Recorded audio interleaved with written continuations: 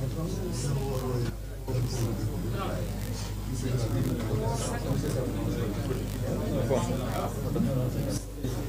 On prend les questions. Bah, 2 minutes. Donc, je vais essayer d'aller 2 minutes. Bon, rapidement, bien sûr. Donc, merci à tous. Nous sommes ravis de vous accueillir aujourd'hui pour la conférence de presse organisée par le parti PASTEF sous la direction du président du groupe parlementaire et du secrétaire général du parti, le président Ayib Daffé. Nous remercions tous les honorables députés qui sont venus assister à cette conférence de presse. Nous espérons qu'au sortir de celle-ci, toutes les manipulations autour de la loi d'interprétation sur le champ d'application de la loi d'amnistie seront définitivement rangées dans les tiroirs. De quoi s'agit-il?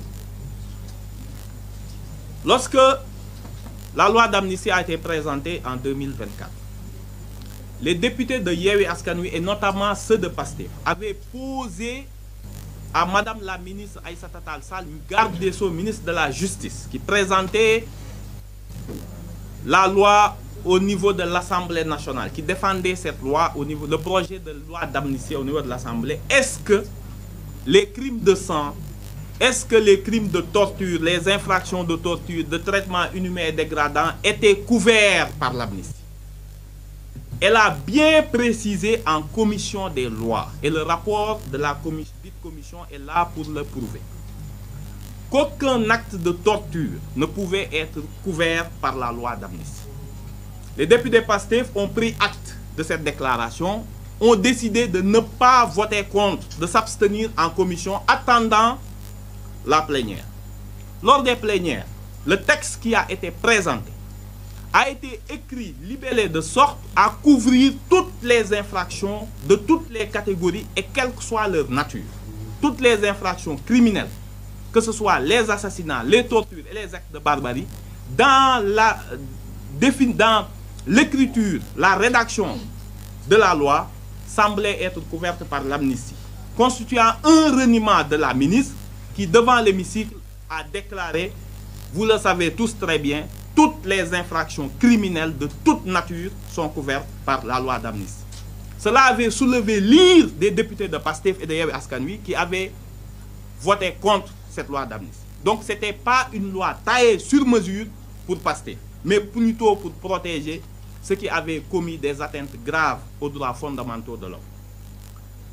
Il se trouve que, après le vote de cette loi et la controverse qui s'en est suivie, et c'est ça le but d'une loi d'interprétation, c'est de reconnaître un état de droit préexistant qu'une définition imparfaite a rendu susceptible de controverse. C'est une loi qui n'apporte rien, qui n'ajoute rien à la loi, mais qui précise juste le champ d'application de la loi d'amnistie. Que dit l'article 1er de la loi d'amnistie d'alors, votée en 2024?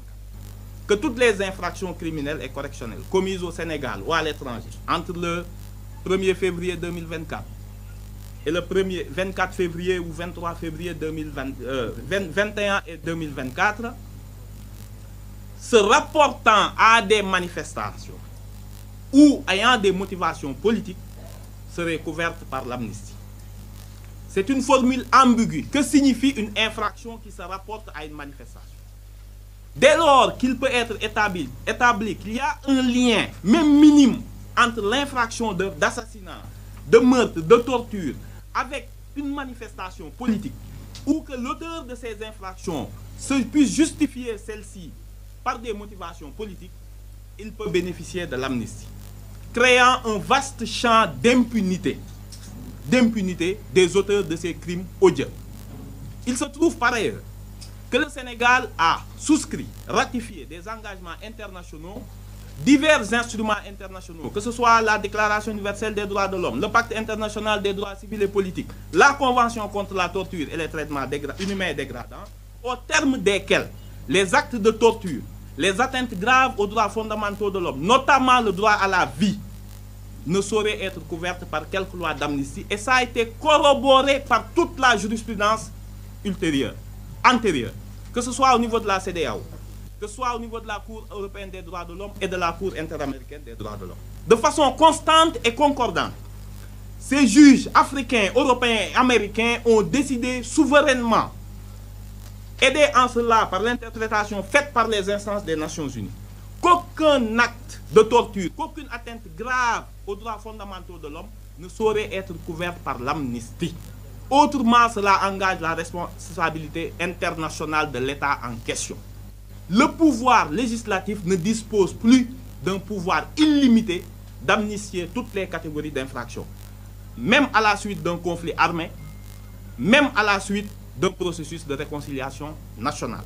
L'amnistie n'est pas l'impunité pour certains crimes graves qui sont des atteintes à l'humanité, que ce que l'humanité considère comme des actes de barbarie, comme des actes graves. Voilà la raison pour laquelle, pour éviter que le Sénégal ne voit sa responsabilité engagée au niveau des juridictions internationales, pour absence de recours effectif pour les victimes qui souhaiteraient, victimes d'actes de torture, d'assassinat ou de meurtre, ou leur ayant droit, qu'ils puissent saisir les tribunaux sénégalais, auquel cas on leur objecterait la loi d'amnistie comme limite à leur recours. Pour faire pallier à cette absence éventuelle de recours effectif, le groupe parlementaire de PASTEF a décidé de clarifier le champ d'application de l'amnistie pour y exclure notamment toutes les infractions criminelles ou correctionnelles qui seront qualifiées de torture, d'actes de barbarie, de meurtre, d'assassinat, de disparition de personnes, forcée de personnes et d'utilisation de nervis armés. Le but de tout ceci n'est pas une chasse aux sorcières, une justice des vainqueurs. Il n'est pas normal que dans un pays démocratique comme le Sénégal, que pour chaque manifestation, que des citoyens, notamment très jeunes, puissent perdre la vie. La politique n'est pas un permis de tuer.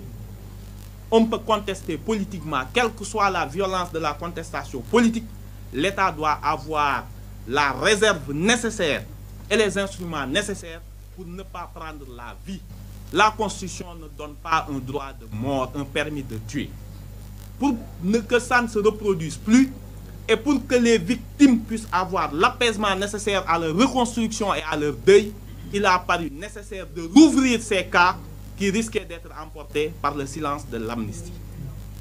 Tous les cas, tous les assassinats, tous les meurtres seront exhumés.